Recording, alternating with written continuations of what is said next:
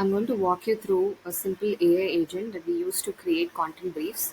So it has a set of steps that each step gives a simple output, a particular chunk of the brief.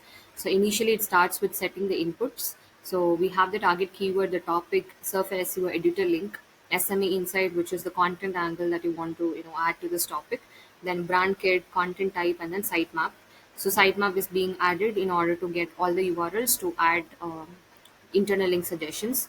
So these are the inputs, and the workflow starts with a simple verb search along with an API that is being added to pull in all the related keywords. The first chunk of the brief is being created by the LLM, put together URL slug, target keyword, Surfer SEO link, and the audience for the article, and then motivation and the pain point analysis. This is again based on the target and also the topic. So based on the topic and the target audience, it creates set of pain points and then the motivation for the reader. Next is a how does a client fit in section, which is more of a product pitch section where the LLM connects both the product details from the brand kit and also the topic, the content angle.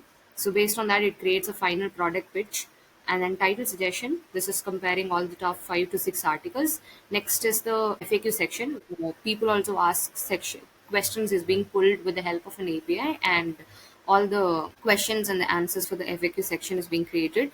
Next is the Python code being run to create an average word count from the top 5 to 6 articles. That gives finally a set of instructions and let's say a justification along with the word count recommendation.